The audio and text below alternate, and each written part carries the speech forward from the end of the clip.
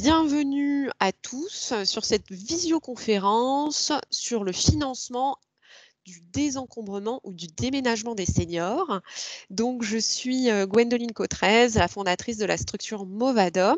J'ai la chance d'avoir avec moi aujourd'hui Gwendoline Gourlin qui va co-présenter, qui a travaillé pendant plusieurs années avec moi, et Patrick Bachelet, le gérant de la structure NS Pro, qui va nous parler notamment des missions qu'il effectue auprès des personnes qui ont ce syndrome de Diogène, et notamment du coût aussi de ce type de situation et comment faire.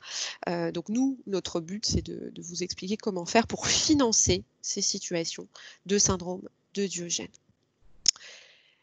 Donc,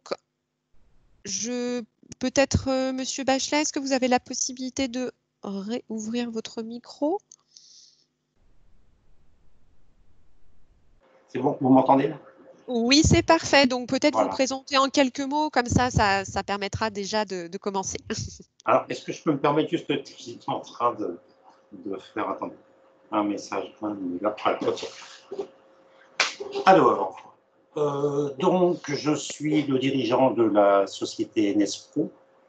NS Pro qui fait la suite de l'ex-entreprise PBN, si certains connaissaient. Donc, ça fait 20 ans que je suis dans le métier. Et la société avant moi était déjà dans le métier. Au niveau des interventions, nous intervenons dans tout ce qui est syndrome de Diogène. Alors, syndrome de Diogène, on va dire, ça peut aller de l'insalubrité moyenne jusqu'à l'insalubrité totale. C'est-à-dire, quand je dis moyenne, ça peut être des encombrements, et c'est plus de poussiéreux, enfin, tout est pêle-mêle, jusqu'à l'insalubrité totale, où là, on part dans tout ce qui peut être pourriture, excréments, débordements divers, insectes, enfin tout ce que l'on... C'est bien, à 10h30 du matin, vous commencez... Mais c'est mon quotidien et puis j'aime bien en faire profiter tout le monde. Super, j'ai mis votre mail. Ce que je vous propose, c'est qu'on ira un petit peu plus dans le détail dans les slides suivantes. J'ai mis votre mail. En termes de zone géographique, vous faites toute l'Île-de-France, c'est bien ça? Toute l'Île-de-France, c'est-à-dire Paris et toute l'Île-de-France. Ouais, d'accord. Et désinsectisation également ou pas du tout? Désinsectisation, désinfection, dératisation, enfin dépigeonisation pour certains appartements, ça arrive. Enfin voilà, des choses comme ça. Super, je vous remercie beaucoup. Donc, on a la chance d'avoir également aujourd'hui avec nous Pascal Macias. Pascal, n'hésite pas si tu veux intervenir. Donc, Pascal propose des accompagnements individuels au déménagement dans l'Allier. Donc, son métier, c'est vraiment d'accompagner le changement de domicile des personnes âgées dans l'Allier. Et il propose également des conférences pour les seniors dans l'Allier. Vous avez ses coordonnées en bas. Je sais qu'il y a plusieurs personnes de l'Allier qui sont présentes aujourd'hui. Donc, voilà. De mon côté, pour me présenter rapidement, donc j'ai créé il y a 8 ans maintenant la structure Movadom et j'organise des visioconférences auprès des retraités qui sont gratuites chaque jeudi matin à 10h30. Mais je peux également proposer des conférences dans vos communes ou dans vos structures pour les retraités. Alors en ce moment, plutôt en visioconférence, mais également si vous le souhaitez sur le terrain. Et j'organise également des formation sur le terme du syndrome de Diogène, du financement, aujourd'hui plutôt encore en visioconférence, mais évidemment, on l'espère bientôt en présentiel. Donc, n'hésitez pas, vous pouvez me contacter sur le site movadom.com et puis vous aurez toutes mes coordonnées à la fin de la conférence également. Donc, je vais commencer par vous proposer un petit questionnaire pour en savoir un petit peu plus sur aujourd'hui, comment vous financez vos situations de syndrome de Diogène. Donc, la question que je vous pose là, c'est de savoir aujourd'hui les situations que vous gérez, comment est-ce que vous les faites financer? Est-ce que c'est le bénéficiaire qui va financer? Donc, dans ces cas-là, vous me tapez un petit 1 dans la barre des commentaires. le bailleur, donc pour les bailleurs, est-ce que c'est vous qui financez dans ces cas-là quand vous avez une situation de syndrome de Diogène? Donc petit 2 là à noter dans la barre de commentaires. Hélène, petit 2, d'accord, bah, ça fuse déjà, vous êtes plus rapide que moi. Troisièmement, la commune ou le département. Quatrièmement, est-ce que c'est la caisse de retraite? Et cinquièmement, bah, pas de financement. Alors là, je vois que Christelle me dit pas de financement, donc j'imagine qu'il y en a certains qui viennent aussi parce qu'il n'y a pas de financement. Beaucoup 1 et 2, donc le bénéficiaire ou le bailleur, d'accord, très bien. La commune, Delphine, vous me dites 1 ou 4. Donc finalement, c'est assez, ouais, c'est un peu la situation qu'on retrouve. Alors là, ça fuse 1, 2, 5. Oui, finalement, c'est un peu de tout, hein, mais beaucoup les bénéficiaires, finalement, de ce que je repère, il y a beaucoup de 1. Donc beaucoup de bénéficiaires qui se retrouvent dans des situations donc, qui doivent pouvoir financer, ce qui n'est pas forcément évident. Et puis j'ai beaucoup de 5 aussi avec pas de financement, et ça, c'est un peu le problème. D'accord, donc effectivement, ce qui ressort un petit peu ici, c'est que c'est les bénéficiaires qui vont financer. Les bailleurs ont l'air aussi de beaucoup être présents. Je coupe le micro parce que si... Oui, je vous coupe les micros au fur et à mesure. Je vous invite à couper vos micros quand vous arrivez. Donc, merci en tout cas pour vos réponses à tous. C'est parfait. Je vais quand même vous refaire une rapide explication. Alors, ceux qui ont participé à la première visioconférence sur le syndrome de Diogène, vous connaissez tout cela déjà par cœur. Mais pour les autres, ça me semblait intéressant quand même de revenir sur certains éléments, sur les caractéristiques d'une personne qui est atteinte du syndrome de Diogène. La caractéristique numéro 1 qu'il faut avoir en tête, c'est une absence de sollicitation vers l'extérieur. Donc, c'est vraiment des personnes qui ne vont pas demander d'aide. Et c'est justement un des problèmes principaux. Hein. C'est pour ça que généralement, on se rend compte de la situation lorsqu'il y a une catastrophe, un voisin qui appelle, ou pour les cas des bailleurs, une réhabilitation, une démolition qui fait qu'on est obligé de trouver une solution, souvent malheureusement dans l'urgence. Et donc, cette absence de sollicitation crée vraiment une problématique importante.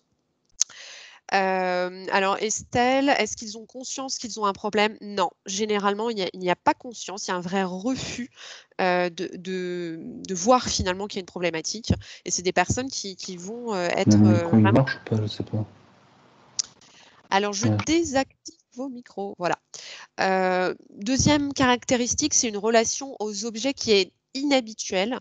Donc, généralement, ça va être un entassement, mais j'avais participé à une conférence avec le professeur Hugonneau, qui est psychogériatre, et qui nous disait que ça pouvait être aussi des personnes qui vont désencombrer de manière trop importante et donc vivre avec presque rien. Donc, il y a en fait ce qui peut être peut-être plus précis, c'est une relation inhabituelle aux objets et à l'entassement. Ensuite, il y a une relation à soi qui est particulière, et notamment un manque d'hygiène qui est importante, même si ce n'est pas toujours le cas. Donc, c'est pour ça que ça ne peut pas être un seul facteur qui peut vous faire dire cette personne est atteinte du syndrome de Diogène. Et c'est souvent des personnes qui vont fuir le contact, et donc ce qui engendre encore plus de problématiques sur le fait de détecter ces situations. Moi, j'ai déjà eu des situations qui étaient détectées qu'au moment du décès de la personne, et finalement on récupère le logement, et c'est à ce moment-là qu'on se rend compte des problématiques qui sont inhérentes au logement et à la personne.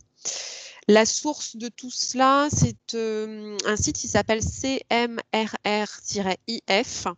Je vous invite à aller découvrir sur leur site internet. Donc, ils font pas mal de projets de recherche, et notamment, il y a tout un sujet sur le syndrome de Diogène. Pour ceux qui le souhaitent, n'hésitez pas à m'envoyer un mail. Je pourrais vous envoyer le PDF des éléments qui reprennent en fait tout ce que je vous dis là, et qui sont vraiment très bien faites. Il me semble, je dirais que c'est professeur Hugonneau qui l'a fait, mais bon, je ne suis pas sûre. En termes de diversité des situations, et ce qui est amène aussi un brouillage des pistes qui est d'autant plus difficile, c'est qu'en termes d'âge, de sexe, on a autant des femmes que des hommes, des âges différents. Moi, j'ai déjà eu dans donc, mon ancien métier qui était d'accompagner de manière individuelle les personnes atteintes du syndrome de Diogène, des personnes de 35 ans comme de 80 ans qui avaient des problématiques de syndrome de Diogène et autant de femmes que d'hommes. Donc vraiment, sur ces caractéristiques, il est important de savoir qu'il n'y a pas de profil type, c'est vraiment très varié. Sur les ressources financières, c'est la même chose. Vous me le disiez tout à l'heure, beaucoup de personnes financent elles-mêmes et ont des ressources financières. Néanmoins, on a aussi des personnes qui ont très peu de ressources. Estelle, est-ce qu'on peut développer ce syndrome tardivement dans sa vie ? Bonne question. Je dirais oui et non. À mon avis, c'est quand même quelque chose qui est toujours un petit peu en toile de fond, avec des problématiques d'entassement importants. Néanmoins, avec l'âge et avec notamment les années et un logement qui devient de plus en plus encombré, la situation peut s'aggraver. C'est vrai quand on a 35 ans et qu'on a, on va dire, 5-6 ans de vie dans son logement, ça va être beaucoup moins important et beaucoup plus facilement rattrapable que pour une personne qui est dans son logement depuis 40-50 ans ou elle entasse depuis 40-50 ans. Donc ça, est-ce que, on en parlera après, ça peut aussi arriver en raison d'une situation dans la vie de la personne et donc finalement peut-être avoir un déclenchement, effectivement, un choc émotionnel. C'est ce que vous dit Gwendoline. Merci beaucoup. En termes d'habitat, également la même chose. Je pense que les bailleurs sociaux qui sont très présents aujourd'hui pourraient nous le dire. On a autant des personnes qui habitent dans des studios que des personnes dans des 5 pièces qui vont entasser dans un studio et entasser dans un 5 pièces. Finalement, plus c'est grand, plus on entasse. J'avais une personne qui m'avait aussi une assistante sociale qui nous avait parlé d'une caravane qui était dans lequel il y avait de l'entassement. Donc finalement, tout type de logement peut avoir cette problématique-là. En termes d'hygiène et dangerosité, c'est pareil. On aura des degrés différents avec des dangerosités plus ou moins importantes. Par exemple, en termes d'hygiène, les odeurs, les nuisibles, ça ne sera pas forcément le cas quand vous avez un entassement, un Diogène, on dirait entre guillemets propre, avec des cartons ou des livres, contrairement à une personne qui conserve, comme nous disait M. Bachelet tout à l'heure, ses excréments, où là, on est quand même sur des problématiques de dangerosité et d'hygiène qui sont très importantes. Et en termes de dangerosité, souvent, la problématique intervient quand on ne peut pas faire des travaux d'électricité ou de plomberie, et donc qui engendre des problématiques importantes. Donc les raisons d'une diogénisation, effectivement, souvent c'est quand même une pathologie qui dure des années. Ça peut être une maladie, une problématique type Alzheimer, la schizophrénie, des choses comme ça. Mais souvent, c'est des personnes qui n'ont pas de maladie psychiatrique, mais qui ont juste une personnalité assez forte, assez compliquée. Assez attachante aussi, je l'avoue. Hein. Souvent, c'est des personnes avec qui on aime discuter, partager, et qui ont une histoire de vie vraiment complexe. Un choc émotionnel, et notamment un deuil, peut entraîner la survenue finalement d'un syndrome de Diogène, qui était peut-être quand même en latence, mais en tout cas, ce choc émotionnel peut engendrer une détérioration de la situation. Alors, je vous ai trouvé des travaux pratiques à faire parce qu'il s'agit quand même… alors, Cécile, vous n'avez pas le son. Alors, normalement, tout le monde a le son, donc c'est peut-être un problème là pour le coup de votre côté. En termes de travaux pratiques, j'ai eu le bonheur… Alors, je suis une fan de Candice Renoir et Gwendoline Gourlin également. C'est une enquêtrice donc c'est France 2 sur lequel ça passe, qui est très féministe, voilà, qu'il arrive plein d'histoires.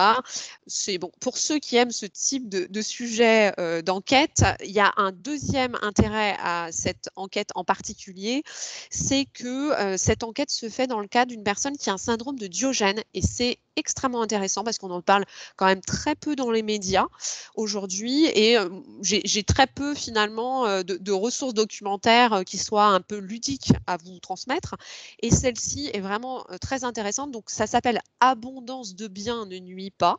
Donc, je ne vous expliquerai pas tout parce que je ne veux pas effectivement spoiler cet épisode et qui est le meurtrier, tout ça, le ou la meurtrière d'ailleurs.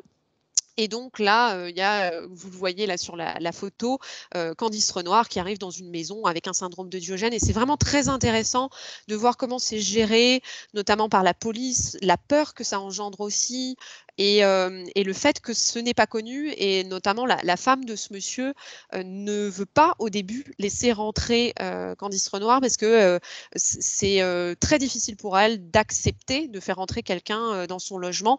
Et là, c'est en couple. Donc, on en parlait la dernière fois des Diogènes en couple. C'est vraiment quelque chose qui est intéressant. Alors malheureusement, je vous ai mis le lien. France 2, il y a 2 jours, l'a retiré du replay. J'espère qu'ils vont le remettre. Normalement, ils vont le remettre assez rapidement, je l'espère. En tout cas, n'hésitez pas à consulter cet épisode qui doit durer 50 minutes ou quelque chose comme ça et qui est assez intéressant. Alors, faut aimer effectivement les enquêtes, mais ça donne une vision du syndrome de Diogène qui est assez différente et qui est intéressante. Donc voilà pour les travaux pratiques pour cette session. Alors, Monsieur Bachelet, je vous propose de reprendre la main. Je vais vous poser quelques questions. Vous allez avoir une petite interview, voilà. Donc, l'idée aujourd'hui, c'est de savoir un petit peu, donc, vous, les missions qui vous sont confiées, quels sont les types de missions en rapport avec le syndrome de Diogène? Quel type de mission on vous confie de manière générale? Là, vous me posez une colle parce que je dirais tout type de mission. Oui. C'est-à-dire que lorsqu'à un moment donné, mes interlocuteurs, ce qu'on m'appelle, c'est parce que, bon, on est dans une situation où, qu'est-ce qu'on peut bien faire? Qui peut-on bien faire intervenir dans un tel état dans un tel appartement, pavillon ou autre? Et là, on m'appelle en disant, Monsieur Bachelet, est-ce que vous pouvez faire quelque chose pour nous?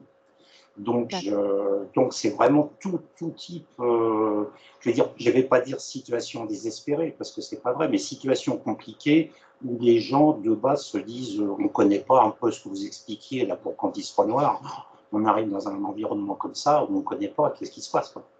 Ouais. Et sur les donc encombrements, ça vous arrive d'avoir, j'imagine, des nuisibles aussi également Alors voilà, ajoutent. c'est ce que je disais un petit peu tout à l'heure. Effectivement, il y a outre les encombrements qui sont plus ou moins importants, parce que là, par rapport à votre photo, je vais dire, bon, c'est sale, c'est pas très encombré. Bon, on a les encombrements jusqu'au plafond, ça on le connaît, mais effectivement, ça s'accompagne ou non de nuisibles qui soient tout ce que l'on veut. C'est cafards, c'est punaises, bon, c'est souris, c'est de tout, des mouches. Enfin bon, je suis désolé, parce que là, vous m'interviewez dans un domaine qui n'est pas très, très sympa à écouter, mais bon, voilà. Oui, mais je pense que c'est la réalité, malheureusement, que rencontrent presque quotidiennement les travailleurs sociaux qui sont présents. Et en termes d'odeur, c'est quelque chose qui revient assez souvent, j'imagine, dans vos missions, des odeurs, des problèmes importants. Très, très, très, très souvent. Très, très souvent, les odeurs, et puis les insectes, quand même, beaucoup de mouches, mais beaucoup d'odeurs, effectivement.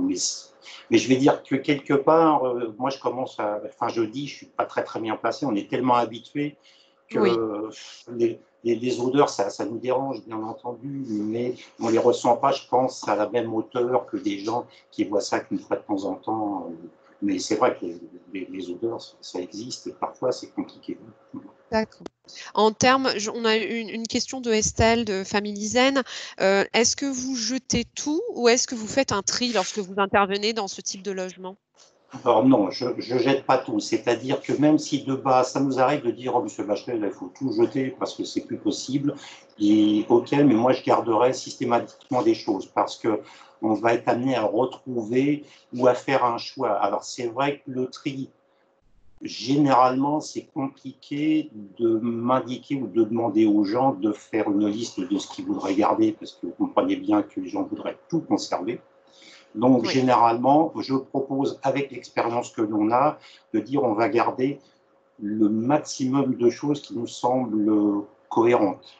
Ouais, Après, au choix de compléter le débarras ou pas, mais non, on ne jette pas tout, on fait un tri parce qu'on se doute bien qu'on ne peut pas. On n'est pas là, je vais dire, pour jouer au 1, quoi. Donc à mettre table rase, à faire la politique de la terre brûlée. L'objectif, pour moi, il est comme systématiquement de remettre les appartements en état, et quand je dis en état, vivable, pas en état, bien sûr, pour faire les plaintes pour tout ça, mais pour que ce soit vivable. Et pour que ça soit vivable, eh ben, il faut conserver aussi bien les meubles quand on peut, que les bibelots, que les souvenirs, que les livres, que les photos, et puis que les papiers, enfin voilà, tout ça. Bien sûr. J'ai une question donc de Marie de Paris Habitat.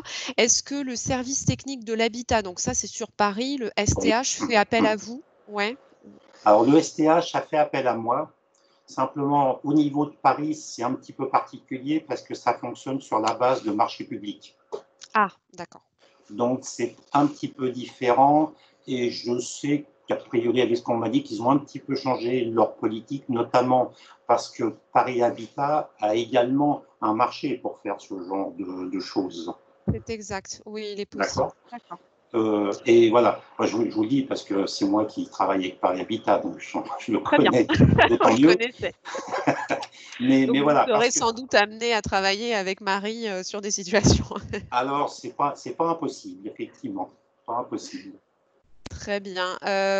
Petite question de Amélie du groupe 3F. Est-ce que d'après vous, il est préférable que le locataire soit présent et participe ou pas du tout? Ou justement qu'il soit mis de côté, enfin mis de côté, pas présent. Pas mis de côté, effectivement, mais pour moi, non, il est préférable qu'il ne soit pas présent. Moi, le locataire, on va l'appeler comme ça, généralement, j'ai pu le rencontrer au moment du devis, au moment où on a fait la visite, donc on a pu discuter, mais après, c'est compliqué pour tout le monde, à la fois pour cette personne-là, parce que nous sommes comme des intrus dans son environnement, donc finalement, on va le déranger parce qu'on va toucher à des choses pour lesquels que cette personne-là ne voudrait pas qu'on touche. Mais c'est compliqué aussi pour nous, parce qu'on ne peut pas avoir toujours quelqu'un sur le dos qui va nous dire qu'est-ce que vous faites avec ci, qu'est-ce que vous faites avec ça, touchez pas à ci, allez pas là. Ça nous est arrivé quelques fois, mais c'est très compliqué. Et en plus, il y a l'autre chose, c'est que moi, lorsque j'interviens, je fais systématiquement une désinfection du logement. C'est-à-dire que je mets des aérosols pour protéger mon équipe. Et dans ce cas-là, la personne ne peut pas rester dans l'appartement. Oui. Alors, je sais qu'il y a aussi des cas où c'est très compliqué, notamment des gens qui sont alités, qu'on ne peut pas bouger. Donc là, on fait un petit peu ma désinfection, je la fais plus qu'en pulvérisation et pas dans la chambre de la personne, et on travaille. Mais entre guillemets, je veux dire, ces gens-là, ça me gêne un petit peu moins, parce que quand ils sont dans leur lit, malheureusement pour eux, ils ne bougent pas, donc je suis un petit peu moins gêné. Oui, mais c'est vrai qu'on a le même constat de ces situations où finalement la personne va être dans un tel état de stress, ça peut même être contre-productif pour elle d'être présente. Mais par contre, vous préconisez quand même une première rencontre pour pouvoir faire un point, se rencontrer, que ça soit quelque chose qui soit vu ensemble. Il vaut mieux. Moi, je vais dire, c'est pas tant pour moi, parce que moi, mon travail, je sais comment le gérer. C'est plus pour la personne chez qui on va travailler, qui va, j'espère, être un petit peu plus rassurée le temps de notre intervention. C'est-à-dire que, alors c'est vrai que ça dépend des gens. Je me base toujours sur le fait que lorsque je vais rencontrer les gens, je les regarde dans les yeux, je suis en face d'eux et je leur dis il faut me faire confiance. Et après, ils me font ou non confiance. Mais c'est mieux de les rencontrer. Il ne faut quand même pas oublier, même si je suis une entreprise, que j'interviens chez des gens, j'interviens dans leur, dans leur façon de vivre, quelle qu'elle soit, sans porter de jugement aucun. C'est ça qui est important, je pense, aussi pour eux, parce que c'est vrai, par rapport à ce que vous disiez tout à l'heure, les gens disent, ouais, mais là, dans votre feuilleton, là, la femme ne voulait pas que les gens rentrent chez eux. Là, c'est un petit peu pareil. Je rentre comme chez les gens, je force un petit peu la main dans la mesure où on me l'a permis. Donc, il faut que je rencontre les gens, il faut que je les regarde dans les yeux, il faut qu'on établisse un contact. Bien sûr. On a Delphine qui dit que qu'elle vous connaît, a déjà fait appel à vous. Oui. Et elle souligne l'attention aux personnes et elle était très contente de votre prestation. Donc, super. Je l'en remercie beaucoup. Ça me fait très plaisir. On a une autre question combien de temps prend un nettoyage en général? Est-ce que généralement la personne a besoin d'une solution de relogement temporaire? Est-ce que ça arrive ce genre de choses? Oui, oui, oui. Ça Ouais. arrive, je vais dire, c'est peut-être le plus fréquemment possible pour moi. Par contre, Oui. pour donner un temps, je vais donner vraiment un temps d'intervention moyen, mais qui, bien sûr, dépend des situations. En règle générale, ça dure, on va dire, entre 2 et 4 jours. 2 et 4. 2 et 4 jours d'intervention. Suivant les situations. Il faut bien voir, je pense qu'il faut que chacun comprenne bien que lorsqu'on fait appel à mes services, c'est parce qu'on est vraiment dans des situations qui dépassent, je vais dire, le ménage ou enfin, l'entretien quotidien des appartements. Donc là, il y a une phase, je vais dire, de débarras, une phase de nettoyage derrière. Donc c'est rare qu'en dessous de 2 jours, je puisse faire quelque chose. Ça peut arriver sur des petites situations, je lâche très vite une petite urgence, la personne a besoin de ça. Mais 2-4 jours, c'est vraiment le créneau de mes interventions. Les Après, interventions. voilà. Donc plutôt un relogement temporaire. Est-ce que, une autre question de Noëlla, est-ce que vous travaillez avec des psychologues? Est-ce qu'il y a parfois un suivi psychologique ou qui est fait peut-être en parallèle, mais par une autre structure, j'imagine? Je ne sais pas si vous. Alors oui, j'ai pas, je me cantonne vraiment à mon rôle technique parce que je n'ai jamais voulu, si vous voulez, prendre le pas ou rentrer un petit peu dans un domaine qui n'est pas du tout le mien, que je ne connais pas du tout, qui soit le domaine de tout ce qui est, je veux dire, social, environnement social, mais également psychologue, etc. Alors effectivement, je connais Madame Godot, donc je connais aussi Monsieur Montfort, donc quand je dis je travaille avec eux, c'est un bien grand mot. On est là pour échanger s'ils ont besoin, mais moi, je veux vraiment que mes interventions, que chacun comprenne bien, je suis vraiment le technicien dans l'histoire et que c'est vous toutes et vous tous qui gérez les situations. Moi, c'est ce que j'avais dit il y a quelques années lors d'un séminaire avec le docteur Montfort. Moi, je suis qu'un petit maillon de la chaîne, puisque sur le temps que tout le monde, tout le temps passé pour gérer la situation de ces personnes-là, moi, 2, 3 jours, 4 jours, c'est peanuts dans tout le suivi et dans tout l'accompagnement que vous pouvez faire. Oui, il y a un accompagnement effectivement Et, psychologique et social, médico-social qui est très important. et l'autre jour, et pardon, je vous interromps, l'autre jour, il y a une personne qui m'a dit, mais est-ce que vous faites de l'accompagnement? Non, non, moi, je ne fais pas d'accompagnement, c'est pas mon métier. Moi, je suis le technicien. Il y a besoin de rentrer, de plonger les mains dans tout ça. Ok, j'y vais, c'est mon job. C'est ça. En termes de délai d'intervention, Marie-Françoise nous demande combien de temps, entre le moment peut-être où on vous appelle, et le moment où, vous intervenez? Alors, le délai d'intervention, il va déjà dépendre de moi, bien souvent, parce qu'il faut que je fasse le devis. Mais sinon, si vous voulez, je crois qu'il faut prendre le délai d'intervention à partir du moment où le devis a été accepté, parce que tout à l'heure, vous parliez de Oui. financement. C'est vrai que bien souvent, il y a des recherches de financement qui sont parfois plus longues que le temps qu'il faudrait pour intervenir. Donc, Oui. après, je peux intervenir sur une situation, je vais dire, normale. C'est dans la semaine qui suit l'acceptation du devis, c'est dans les 15 jours, il n'y a pas de problème. Et en cas vraiment de grosses difficultés où vraiment il faut gérer une situation urgente, je n'ai pas un problème de remplacement de ma table, choses comme ça je peux le faire dès le lendemain, suivant les cas. Mais généralement, ça peut être la semaine ou les 15 jours qui suivent. Ça, après, ce sont les personnes qui me disent, bon, bah là, voilà, je suis embêté, donc j'essaye d'accorder au mieux un petit peu tout cela. D'accord, très bien. En termes de tarifaire, parce que on y vient quand même, c'est le vif du sujet de notre visioconférence. Je sais que c'est jamais évident de nous donner des tarifs, mais pour qu'on ait une idée, peut-être d'une fourchette tarifaire de ce type d'intervention, que vous pratiquez, vous, actuellement. Voilà. Alors, je crois je me permets toujours, avant de donner une fourchette de prix, de bien préciser que c'est un métier très particulier avec des personnes qui, chez moi, je n'ai pas de turnover pratiquement. C'est-à-dire que les gens qui arrivent chez moi, tous ceux que j'ai embauchés, ils ont été informés, je leur ai montré des photos, on a parlé de ce qu'ils allaient avoir à gérer, ce qui fait qu'ils savent ce qu'ils ont à faire. Et donc, j'ai des gens qui sont qualifiés pour faire cela. hein, bien sûr. même s'il n'y a C'est pas de nécessaire. qualification Oui, officielle. oui. Et donc le coût de mon personnel est forcément différent d'autres types de ménages, on va dire, ou dans le nettoyage.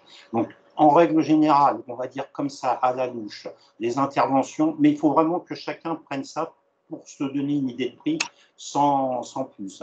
Ça part généralement, on va dire 1200 € hors taxe pour arriver sur les 3005 € hors taxe. C'est généralement les coûts des interventions. D'accord, Ça. très bien. Il peut y avoir un petit peu moins, je vous dis, sur des situations d'urgence, ou alors je ne vous parlerai pas des situations exceptionnelles, où là, quand on a eu à passer 10 jours hein, dans des appartements, donc là, c'est plus la même chose. Bien sûr. Donc, Mais voilà, effectivement, ça donne un peu une d'idée. fourchette entre 1000 et 3000 € Ouais, pour des situations classiques, on va dire, voilà, d'encombrement classique. généralement, c'est ça. Voilà. Sachant que je précise aussi toujours que on fait tout, entre guillemets, à la main, pardon, j'avais oublié de couper. On fait tout à la main, on met tout en sac poubelle, on masque au maximum ce que l'on sort à la vision des gens. Ah, Donc tout très bien. ça, entre guillemets, ça prend du temps. Parce que par exemple, des meubles, des matelas, tout ça, on les enveloppe systématiquement, on les filme dans du film opaque. Donc voilà, c'est pour ça aussi qu'il y a certains coûts. Parce que des fois, les gens m'interrogent en disant, les coûts, oui, mais c'est vrai qu'il y a toute une préparation et puis il y a une attention à apporter à ce que l'on fait. Il ne s'agit pas de dire, oh, vous avez vu dans quel type d'appartement moi j'interviens. Non, non, justement, plus on est discret, mieux c'est. Bien sûr. Non, non, je pense que cet aspect, effectivement, donc c'est entre 1000 et 3000 € hors taxe, hein, Ouais, pour Samira qui nous le compter ça. redemandait. Oui, oui, oui. Est-ce que c'est lié à la surface, au poids, au jour d'intervention? Je pense que c'est un peu Absolument. les 3 Ouais. ensemble, hein. Oui, c'est uniquement lié à la situation que l'on va trouver. Parce que des fois, Oui, les gens me disent, oui, mais ça fait que 20 mètres carrés. Oui, mais si c'est 20 mètres carrés et puis que je m'en fais 2,50 m de hauteur, il est plein jusqu'au plafond, c'est ça. c'est pas la même chose que s'il y a, comme sur la photo, on voit un peu de choses par terre, etc. C'est pas pareil. Ça Bien va sûr. dépendre aussi de ce qu'on va avoir à ramasser. Je suis désolé, parce que si je rentre dans les détails, on va aller assez loin. Mais est-ce qu'il faut que je prenne la raclette pour Ouais. racler tout ce qu'il y a aux œufs? Parce que voilà. Donc, il n'y a pas la surface, pour moi, la surface ne joue pas réellement. Oui, c'est vraiment, le volume, hein, de toute C'est façon. Voilà, c'est pour ça que des fois les gens me disent, mais vous pourriez me donner un ordre de prix ou... Oui, je peux vous donner un ordre de prix, mais systématiquement, de toute façon, il faudra qu'on aille voir. Alors ça fait un petit peu bizarre parce qu'on se dit toujours, le mec, il est un petit peu maso, mais j'ai besoin, entre guillemets, de sentir la situation et C'est ça. sentir sans se propre et sans se figurer. Hein. Donc déjà pour savoir effectivement s'il y a des odeurs, mais après pour voir comment ça se passe. Hein, j'essaie de m'imaginer un petit peu, quand je vais mettre une équipe, combien je vais mettre de personnes, et combien de temps ça peut durer. Superbe. Ben, merci beaucoup. Ouais. Alors, on a plein d'autres questions. On va devoir avancer dans la conférence. J'essaierai pendant l'intervention de Gwendoline et puis nous, on va essayer de répondre par écrit. Merci beaucoup, Monsieur Bachelet, pour votre Je vous en intervention. prie. C'était très intéressant, ça nous donne une idée de prix et puis maintenant on va travailler à comment financer finalement ces situations qui représentent quand même un budget, effectivement on l'a vu, de plusieurs milliers d'euros et ça cet aspect est quand même assez crucial. Merci beaucoup Monsieur Bachelet. Merci beaucoup, merci à tous. Au revoir. Au revoir. Alors, donc sur les financements, on en a référencé, nous, avec Gwendoline, plusieurs, pour avoir effectivement eu l'habitude d'être, nous aussi, prestataires. Donc, je vous le disais, on a arrêté aujourd'hui, mais c'était quelque chose qu'on faisait. On s'est rendu compte qu'il y avait des solutions de financement. Donc, on va vous parler de 3 solutions dont on va vraiment s'intéresser en particulier au financement possible par les caisses de retraite complémentaires, qui est un thème que connaît bien Gwendoline, comme je vous le disais, qu'elle va vous présenter en détail. Et moi, je vais m'intéresser plutôt à l'aspect territoire et bailleur. Et à ce moment-là, ça pourrait être intéressant même d'avoir le témoignage d'un bailleur si vous le souhaitez. Donc, Gwendoline, je vais te laisser prendre la main sur la partie caisse de retraite complémentaire. Parfait, bonjour à tous. Alors pour la partie caisse de retraite complémentaire, c'est pas forcément toujours très simple. Il faut savoir d'abord que c'est un peu long quand même comme démarche. Donc si jamais l'intervention est urgente, malheureusement c'est pas une solution à privilégier. En moyenne, c'est entre 3 à 6 mois pour avoir une réponse positive ou négative, parce qu'il faut savoir que quand vous faites un dossier de demande d'aide financière auprès des complémentaires, elles ne sont pas tenues obligatoirement de vous répondre positivement. Alors, a priori, oui, on t'entend pas très bien. Moi, ça va à peu près, même si tu as possibilité de peut-être te rapprocher. Ou, donc, tout d'abord, ce sont un dossier qu'il faut remplir. Vous pouvez le trouver en ligne sur Internet. Si vous tapez formulaire demande d'intervention sociale complémentaire, je pense que vous pouvez le trouver. Ensuite, il y a une façon pour connaître, pour savoir en fait chez quel adhérent, enfin chez quel complémentaire la personne que vous suivez en fait est adhérente. Donc là, en fait, c'est un site qui s'appelle Dopli. Donc en fait, sur Google, tout simplement, vous tapez Dopli et ensuite vous prenez le lien. Donc là, vous tapez le nom de la personne. Alors pour les femmes, surtout, faites attention, c'est le nom de jeune fille qu'il faut taper. Le nom, en fait, il faut taper le nom de naissance, le prénom, le numéro de sécu. Et donc là, en fait, ça vous génère chez quel complémentaire la personne se trouve. Comme ça, vous savez chez qui il faut envoyer le dossier. Une demande d'aide financière. Pour ce dossier, il y a plein de pièces qui sont demandées. Donc, tout ce qui va être partie charge et tout ce qui va être partie ressources. Alors, si tu veux, Gwendoline, je peux mettre, voilà, hop, le petit dossier que j'ai mis en ligne. Voilà. Donc, ça, c'est la demande que vous devez remplir. Donc, là, c'est le formulaire de base qui est générique à toutes les complémentaires. Comme vous le voyez, c'est marqué Agir Carco. C'est parce que ce sont les fédérations Agir Carco qui gèrent les complémentaires. C'est pour ça qu'il est générique pour tout le monde. Donc là, vous avez la partie demandeur, le conjoint s'il y en a un. Et ensuite, là, vous avez la possibilité pour le tableau petit 5 de mettre toutes les charges de la personne. Donc, pour ce que je vous disais comme justificatif que vous devez joindre, donc c'est vraiment toutes les parties charges et toute la partie ressources. C'est vraiment extrêmement important de mettre tout, notamment au niveau des charges, évidemment, parce que eux, ça leur permet en fait après de calculer un reste à vivre, et c'est au niveau des barèmes. Alors là, par contre, c'est bête et méchant, entre guillemets, c'est vraiment, ils respectent les barèmes qu'on leur donne. Donc, si ça ne rentre pas dans leurs critères, malheureusement, ce n'est pas possible d'intervenir pour eux financièrement. Donc là, vous avez le tableau petit 7, donc toute la partie ressources. Donc, il y a vraiment tout qui compte. Hein, et vraiment, que ce soit du salaire jusqu'à la pension alimentaire, les rentes, etc., tout compte. On peut vraiment tout mettre aussi. Et ensuite, effectivement, alors aussi, ce qu'il faut savoir, c'est que les complémentaires, ce sont des aides extra-légales. Alors, ça veut dire que tout ce qui est aide légale doit intervenir en premier. Et eux, c'est vraiment le dernier recours puisque c'est une aide extra-légale. C'est pour ça qu'ils ne sont pas obligés d'intervenir financièrement. Et donc, il faut leur apporter en fait toutes les preuves des aides légales que vous avez sollicitées en amont. Par exemple, si c'est une demande de soins médicaux, par exemple, et qu'il y a un reste à charge pour la personne de 1 000 €, par exemple, il faut d'abord que vous donniez tous les justificatifs, comme quoi la Sécu et les mutuelles ont déjà fait les remboursements classiques. Et ensuite, la Sécu et les mutuelles ont des fonds aussi d'urgence qui sont aides légales que vous devez solliciter en premier. Donc, vous devez donner les justificatifs de réponse de ces fonds-là. Et une fois que tous les acteurs avant ont répondu, un oui ou un non. Hein. Bon, pour la Sécu et la mutuelle, c'est forcément oui en général, mais pour les fonds d'urgence des Sécu et de la mutuelle, si c'est un oui ou un non, il faut quand même donner les justificatifs. Et après, eux, en termes d'extra-légal, pourront intervenir. Donc, on a une petite demande oui. sur les aides légales à solliciter avant un désencombrement. J'imagine que c'est tout ce qui est mairie, centre communal d'action sociale auquel il faut demander dans un premier temps. C'est bien ça? Tout à fait. Il y a tout ce qui est FSL au niveau des communes que vous pouvez solliciter en amont.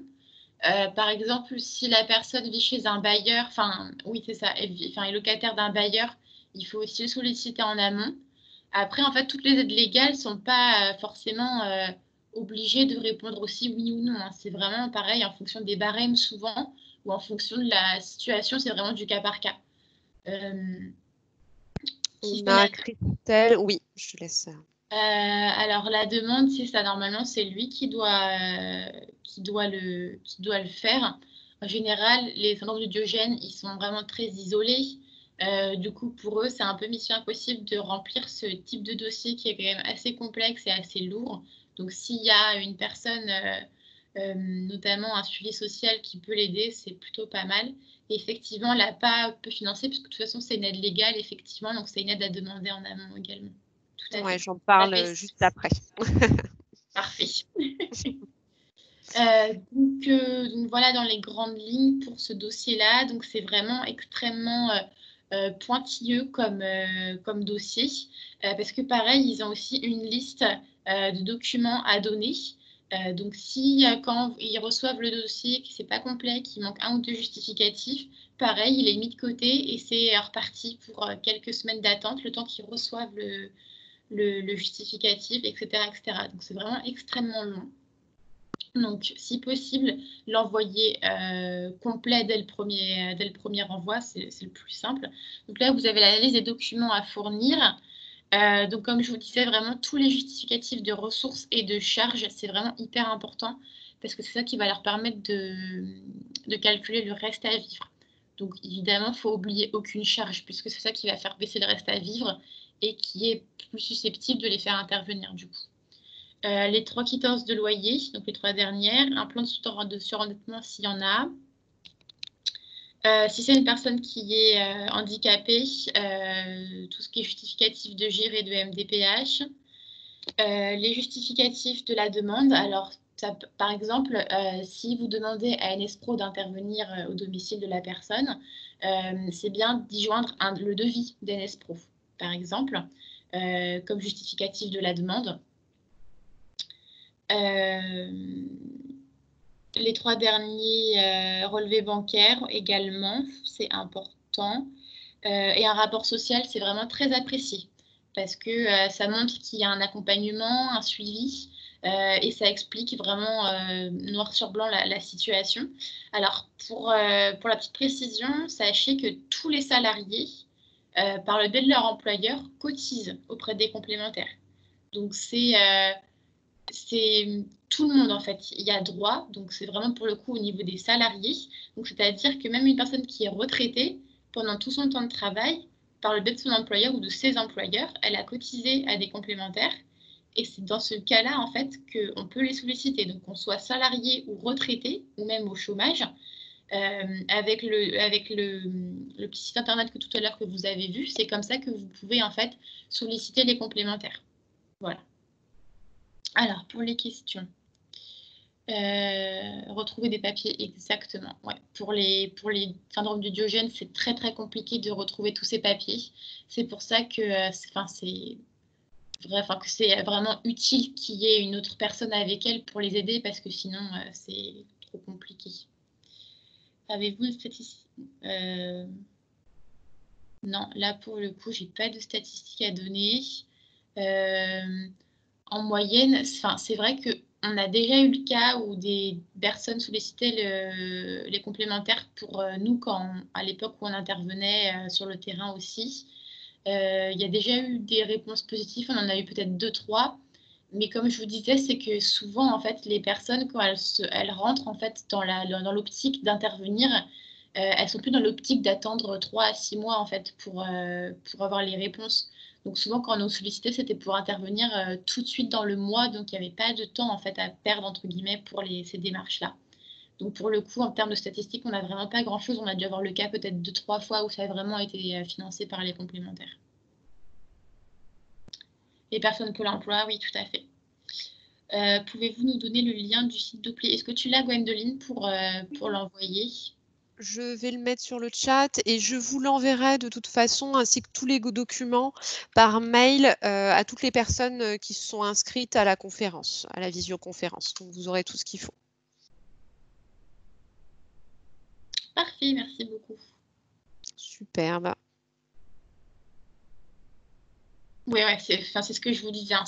Pour le coup, ça vaut le coup si vous avez le temps. Si la personne est prête la personne qui a le syndrome est prête à attendre. Et en plus, après, d'un côté, ça peut vous permettre en parallèle de mettre un suivi psychologique en amont pendant cette attente-là, qui permet en fait de préparer la personne à faire ces démarches-là. Donc, en fait, s'il y a le temps d'attendre, vous pouvez en fait combiner tout un suivi autour en attendant qu'il y ait enfin une réponse des complémentaires. Mais pour le coup, par contre, ça vaut le coup parce que les complémentaires sont plutôt généreuses. Par exemple, pour vous donner à titre d'exemple, quand j'y travaillais, nous, ça nous est déjà arrivé d'intervenir sur des montants à 5 000 € quand même. Donc, c'est pas rien, ça vaut le coup vraiment, puisque les interventions pour ce type d'évacuation de logement, on va dire, sont quand même assez onéreuses. Donc, pour le coup, s'il y a vraiment la possibilité de faire toute cette attente pour avoir une réponse et qu'en parallèle, en plus, vous pouvez mettre un suivi psychologique, social, médical, tout ça, ça vaut vraiment le coup parce que les caisses de retraite complémentaire sont quand même plutôt généreuses. Elles ont des montants, en fait, des plafonds alors déjà, elles ont des budgets tous les ans qui sont attribués. Donc, selon les complémentaires, ça peut être plus ou moins gros, mais en général, c'est plutôt important. Et donc, elles doivent le dépenser, en fait, tous les ans, ce budget. Et après, par personne, donc par dossier, il y a des plafonds à pas dépasser. Et souvent, les plafonds sont quand même assez hauts, notamment pour les complémentaires qui sont plus puissantes que les autres. Donc, je vous disais, nous, c'était le plafond, ça allait de 5 000 € à 10 000 €. Donc, c'est quand même assez intéressant quand même. Super, merci beaucoup Gwendoline. N'hésitez pas si vous avez des questions à les mettre sur le chat et Gwendoline pourra vous répondre. C'est vrai que la chance qu'on a, c'est qu'elle était, elle gérait les dossiers, donc ça c'est vraiment intéressant d'avoir quelqu'un qui était sur cette partie-là. Super, merci Gwendoline. Je vous en prie. Donc, donc là, on a parlé des caisses de retraite complémentaires qui, je pense, sont effectivement une partie vraiment importante. On a également les territoires. Tout à l'heure, on parlait de l'APA. Les départements peuvent vraiment intervenir sur ce type de situation. Moi, d'expérience, j'ai une situation où on avait une personne qui avait un débarras qui coûtait, ça devait être 4 000 €, débarras plus déménagement. Et vous aviez 3 000 € qui ont été pris en charge par l'APA. Et donc, ce qui s'est passé, c'est qu'en fait, la personne avait un plan d'aide et que ce plan d'aide n'a pas été complètement utilisé. Donc, elle avait par exemple 500 € par mois d'aide dans son logement. Et une partie du plan d'aide a été utilisée pour payer la prestation de débarras et de déménagement.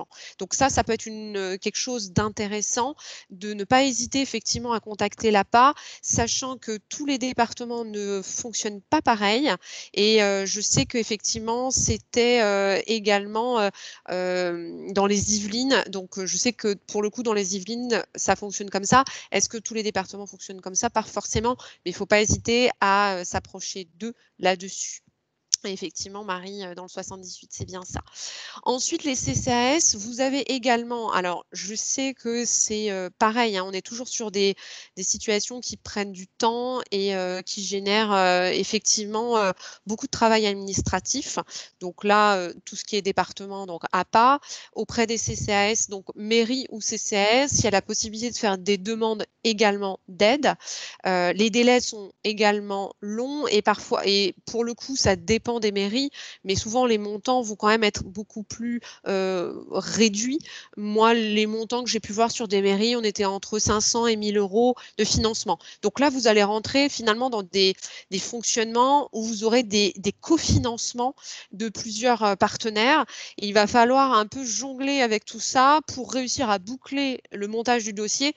Et c'est ce que disait M. Bachelet tout à l'heure. Finalement, entre le moment où vous avez le devis et le moment où vous avez tous les financements qui sont bouclés, il peut se passer un temps assez important. Mais dans le cadre des situations de syndrome de Diogène, finalement, même si le temps est quelque chose d'important, il est plutôt en notre faveur dans le sens où ça vous permet de réfléchir avec la personne à son projet de vie, de reprendre contact, de continuer à avoir du lien et pourquoi pas de mettre en place un suivi psychologique qui peut aider par la suite.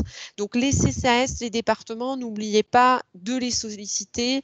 Ils sont en général assez peu sollicités justement pour ces situations-là et pourtant il est nécessaire de les prévenir et qu'ils puissent intervenir. Les communes, effectivement, sont en général très partantes là-dessus.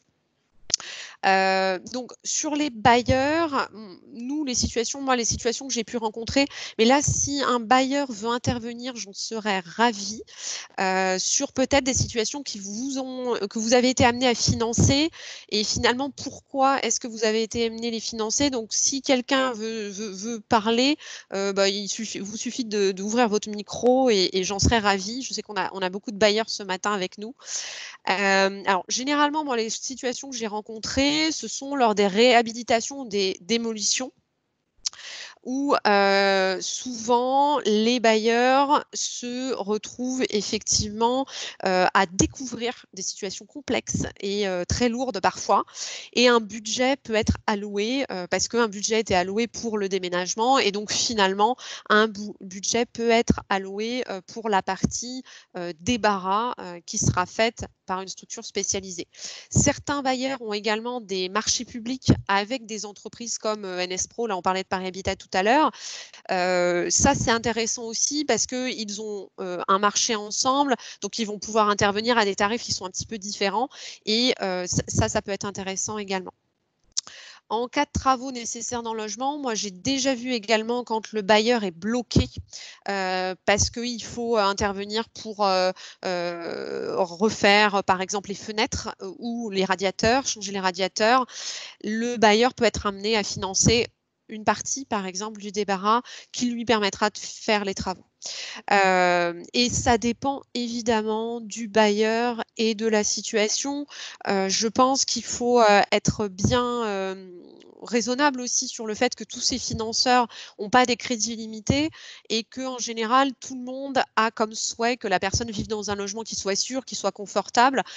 Et l'idéal, c'est vraiment de trouver des cofinancements et que chacun puisse finalement aider la personne, sachant que certains bénéficiaires vont pouvoir financer eux-mêmes, mais qu'on est quand même souvent dans des situations où la personne qu'on accompagne n'est pas est dans le refus plutôt, donc de lui faire financer une situation dans laquelle elle est dans le refus est effectivement assez compliqué. Marie nous dit, s'il y a une mise en danger, c'est signalement au procureur. Oui, complètement. Il y a la possibilité de faire un signalement et parfois, en tout cas, c'était le cas sur Paris, mais je ne suis pas sûre que ce soit le cas dans tous les territoires. Vous avez le service de la mairie qui va intervenir et qui ensuite se charge ou pas de recouvrer le montant, parce qu'on est toujours sur des montants quand même importants, auprès de la personne. Donc, c'est ça aussi qui peut être compliqué. Donc sur la partie, alors je vois qu'il y a plein de questions, c'est parfait. Alors, je pense que Gwendoline, tu as plus suivi que moi. Donc en tout cas, n'hésitez pas à poser vos questions et si un bailleur souhaite intervenir, n'hésitez pas non plus. Si vous avez d'autres questions, on est à votre disposition. Donc Jean-Christian, vous nous dites, les ranges, il y a des odeurs au niveau des autres locataires. Ouais, ça souvent les bailleurs, effectivement, il y a des interventions qui sont mises en place à ce moment-là. Au niveau du département, est-ce qu'il n'y a que l'APA qui peut financer? Alors, il me semble que certains départements peuvent avoir des fonds hors APA, finalement, des financements spécifiques. C'est vrai que là, vous êtes un peu dans un travail d'enquêteur sur trouver les financements. Donc, la mairie, le département et le bailleur, la caisse de retraite, c'est vraiment... alors, on me dit, les associations peuvent financer ponctuellement, d'accord, très bien. Sophie, s'il y a un marché public, est-ce que c'est la personne qui paye ou le bailleur? Moi, j'ai vu les deux situations où parfois c'était ajouté à la prochaine échéance de loyer ou parfois c'est le bailleur qui finance parce qu'il sait que la personne n'a pas de ressources et que de toute façon, c'est dans l'intérêt effectivement du bailleur que le logement soit en état. Donc voilà. Donc, les hospitalisations, on le sait, effectivement, Marie-Françoise, c'est compliqué. Les temps d'hospitalisation sont courts. Et oui, de toute façon, Noëlla, comme vous le dites, ça prend du temps. De toute façon, ces situations, ces prises de décision, c'est quand même des choses qui sont longues, mais ce qui permet aussi de mettre en place des dossiers de financement qui sont longs. Donc finalement, c'est des situations qui sont peut-être plus faciles à faire financer que des situations d'urgence où la personne doit partir de son logement le lendemain matin. Donc ça, c'est un vrai... Alors, il y a Manuel qui nous demande quel type d'associations peuvent financer cette situation. On avait eu effectivement la MDA et Yveline qui nous disait il y a des associations qui peuvent financer. Si vous avez des noms, le Secours catholique, d'accord, très bien. Et ils ont financé. Alors, je pense aussi que tout ce qui est structure type le Lions Club, ce genre de choses, ont parfois, quand il y a des situations d'urgence, la possibilité d'apporter des fonds spécifiques. Petit Frère des Pauvres, ok, superbe. Donc, en tout cas, des financements par des associations, c'est une très bonne... et le Rotary Club, ok, parfait. Donc, sur la suite de nos conférences, n'hésitez pas à continuer avec vos questions. Nous avons la possibilité de mettre en place un prochain thème qui serait l'accompagnement du désencombrement et du changement de domicile en présence de nuisibles, parce qu'on sait que c'est quelque chose qui vous arrive malheureusement assez souvent. Vous avez mes coordonnées pour tout ce qui est conférence, donc c'est g.cotrez@movadom.com. Pour NS Pro, nous avons mis en place un code partenaire pour que Monsieur Bachelet puisse savoir que vous venez de notre part et vous recevoir encore plus rapidement. Donc, il est Movadom 2020. Donc, n'hésitez pas à lui dire que c'est via nos conférences que vous venez. Vous aurez un traitement de faveur. Et vous avez son mail, donc pbn.net@wanadoo.fr. Je vous enverrai dans le mailing que je vous ferai tout à l'heure cet après-midi avec le replay ses coordonnées également. Donc là-dessus, pas de souci. Je vous invite également à répondre au questionnaire satisfaction. Donc il suffit de cliquer sur le lien que vous voyez juste ici sur cette slide. Je vous remercie beaucoup pour cette participation. Merci aussi également à Gwendoline qui nous a donné plein de conseils très utiles que j'espère vous avez appréciés. Patrick Bachelet aussi qui nous a amené beaucoup d'informations très pointues et il est toujours voilà, très professionnel. Alors Nicolas nous dit la Croix-Rouge peut aider également, superbe. Donc les associations, on n'en a pas parlé, c'est vous qui nous avez donné l'info, donc j'en suis ravie. C'est cette intelligence collective, donc c'est parfait. Merci à tous pour votre participation. Vous étiez une centaine, hein, donc c'est vraiment une très très grande participation. Donc je vous invite à répondre à ce questionnaire satisfaction et n'hésitez pas surtout à revenir vers nous si vous avez des questions. On reste à votre disposition. Je vous mets donc le lien. Donc les conférences senior, vous avez nos coordonnées ici.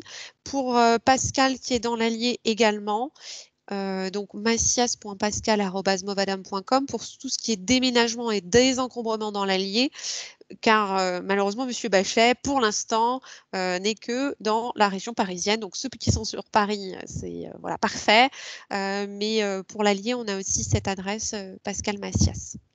Merci à tous. Je vous souhaite une très bonne journée. Bon courage pour cette fin de confinement qui, je l'espère, devrait arriver bientôt. Et prenez soin de vous et à bientôt. Bon courage.